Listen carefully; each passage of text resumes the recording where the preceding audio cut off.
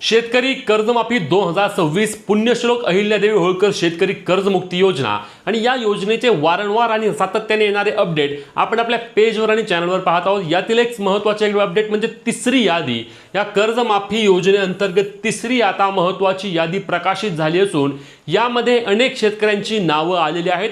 आपल्या जिल्ह्यातील, आपल्या तालुक्यातील, आपल्या गावातील देखील याद्या तुम्ही त्या ठिकाणी पाहून तुमची ई-केवायसी करण्याची प्रक्रिया देखील सुरू आहे। आता या ई-केवायसी बाबत देखील अनेक शेतकऱ्यांनी वेगवेगळे प्रश्न विचारले आहेत। त्या देखील प्रश्नांची उत्तरे आपण आजच्या व्हिडिओच्या माध्यमातून जाणून घेणार आहोत। या तिसऱ्या यादीमध्ये अनेक वेगवेगळ्या बँकांमधील देखील शेतकऱ्यांची नावे आल्याने त्या ठिकाणी शेतकऱ्यांमध्ये समाधान व्यक्त करण्यात आलेले आहे। अनेक शेतकऱ्यांनी मुख्यमंत्र्यांना देखील आम्ही तुमचे आभारी आहोत या कर्जमाफी योजनेसाठी असे देखील बोलले गेले। लक्षात घ्या, या तिसऱ्या यादीमध्ये शेतकऱ्यांच्या रकमा देखील आपण पाहिल्या होत्या। या रकमेमध्ये 1,95,000, 1,96,000, 1,91,000, 85,000, 1.5 लाख अशा पद्धतीने शेतकऱ्यांची नावे आल्याने मोठ्या प्रमाणावर शेतकऱ्यांनी दिलासा व्यक्त केला आहे। आता ही कर्जमाफीची रक्कम देखील शेतकऱ्यांच्या बँक खात्यामध्ये त्वरित जमा करण्याबाबतचे देखील आदेश देण्यात आले असून 31 जुलै आधी शेतकरी कर्जमाफी योजनेअंतर्गत जे शेतकरी त्यांची ई-केवायसी प्रक्रिया पूर्ण करून घेतील त्यांना आम्ही त्या ठिकाणी रकमा देऊ असे देखील आपल्या मुख्यमंत्र्यांनी बोलताना सांगितले होते।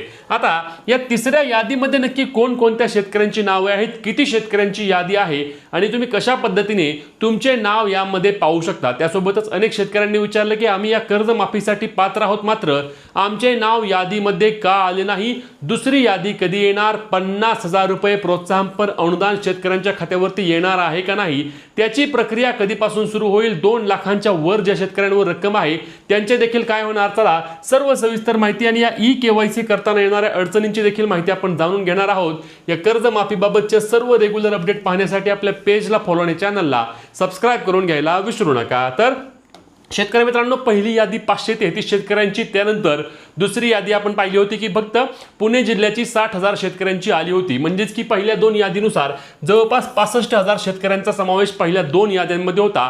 काल रात्री एक महत्त्वाची यादी या कर्जमाफीमधील आली, ज्या यादीमध्ये राज्यातील जवळपास 16 लाख शेतकऱ्यांचा त्या ठिकाणी समावेश करण्यात आला होता आणि अशा पद्धतीने जवळपास राज्यातील 17 लाख शेतकऱ्यांची कर्जमाफीची यादी आता पूर्ण झाली असून त्यांची ई-केवायसी प्रक्रिया देखील सुरू आहे।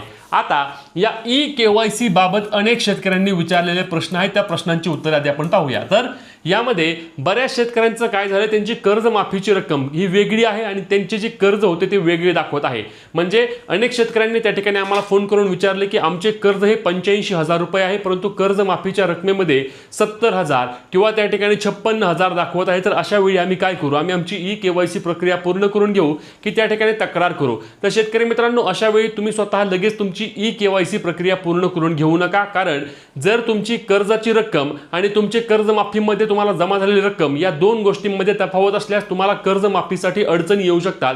म्हणून अशा वेळी तुम्ही तुमची बँक असेल किंवा तुमची सोसायटी असेल यांच्याशी जाऊन तुम्ही चर्चा करा, तुमची कर्जमाफीच्या रकमेमध्ये आणि तुमच्या कर्जाच्या रकमेमध्ये तफावत का दाखवत आहे याबाबतची कारणं त्या ठिकाणी विचारू शकता आणि त्यानंतर त्यांच्या सल्ल्यानेच पुढील प्रक्रिया करा। कारण आपण पाहिलं होतं की या कर्जमाफीसाठी प्रत्येक जिल्ह्यावर जिल्हास्तरीय समिती नेमली होती जिल्हाधिकाऱ्यांच्या अध्यक्षतेखाली आणि ही समिती हीच काम करणार होती की ज्यामध्ये ज्या शेतकऱ्यांच्या कर्ज रकमेमध्ये तफावत आहे त्या शेतकऱ्यांच्या तक्रारी त्या ठिकाणी घेऊन त्याचे निरसन करणे असेल काय असेल, परंतु यासाठी तुमची तक्रार देखील त्या ठिकाणी जाणं आवश्यक असणार आहे। म्हणून ज्या शेतकऱ्यांनी मला विचारलं होतं की ई-केवायसी बाबत आमच्या रकमांमध्ये त्या ठिकाणी फरक आहे किंवा रकमा आमच्या वेगवेगळ्या दाखवत आहे, कर्ज वेगळं आहे आणि रक्कम वेगळी आहे, तर अशा वेळी तुम्ही ई-केवायसी स्वतःहून लगेच करू नका, खात्री करून घ्या, बँकेशी अधिकाऱ्यांशी बोला आणि त्यानंतरच तुमची ई-केवायसी करायची का नाही किंवा तक्रार करायची याबाबतची खात्री करून घ्या। कारण तुमच्या ई-केवायसी करताना त्या ठिकाणी बघा संपूर्णपणे तक्रार करण्यासाठी देखील तुम्हाला ऑप्शन दिलेला आहे। आता ज्या शेतकऱ्यांची ई-केवायसी होणार आहे, ई-केवायसी झाल्यानंतर पावती येत आहे। आता अनेक शेतकऱ्यांची ई-केवायसी करताना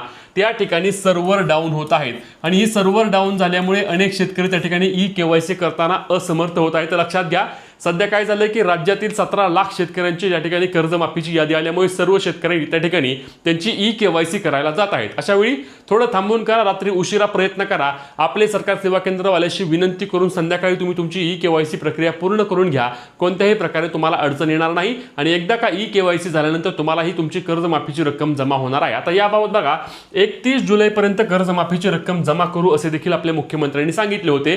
साधारणपणे आता उद्या रविवार आहे, आता रविवार झाल्यानंतर सोमवारी याचा GR येईल असे देखील बोललं जात आहे आणि हा GR खूप जास्त महत्त्वाचा, कारण या 17 लाख शेतकऱ्यांसाठीची ती 13,000 कोटींची तरतूद होती.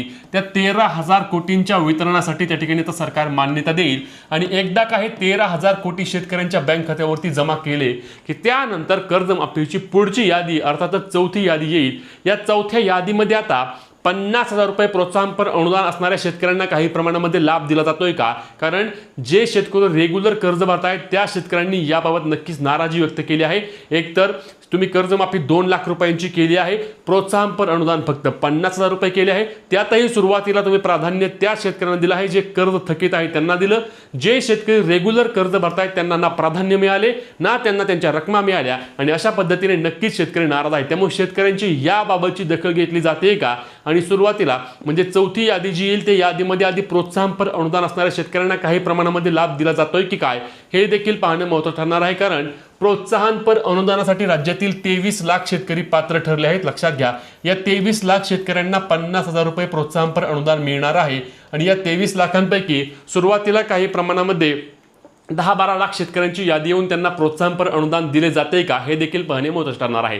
तिसऱ्या यादीमध्ये एक महत्त्वाची उल्लेखनीय बाब म्हणजे पहिल्या 2 याद्यांमध्ये फक्त जिल्हा मध्यवर्ती बँकांचा समावेश होता. आता तिसरी जी कर्जमाफीची यादी आहे या यादीमध्ये स्टेट बँक असेल, बँक ऑफ महाराष्ट्र असेल, युको बँक असेल किंवा इतरही अनेक बँका असतील, बँक ऑफ इंडिया असेल, बँक ऑफ महाराष्ट्र असेल, युनियन बँक असेल, या बँकेतील देखील जे थकबाकीदार आहेत त्यांचा देखील समावेश करण्यात आला आहे. त्यामुळे मोठ्या प्रमाणावर शेतकऱ्यांना दिलासा मिळत आहे आणि शेतकरी देखील समाधान व्यक्त करत आहेत.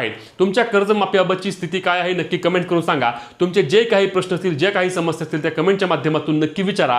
प्रोत्साहनपर अनुदानाबाबत 1 लाख रुपये तरी कमीत कमी व्हावेत का हे देखील कमेंटच्या माध्यमातून सांगून व्हिडिओ शेअर करून पुढील सर्व अपडेटसाठी आपल्या पेजला फॉलो आणि चॅनलला सबस्क्राईब करा.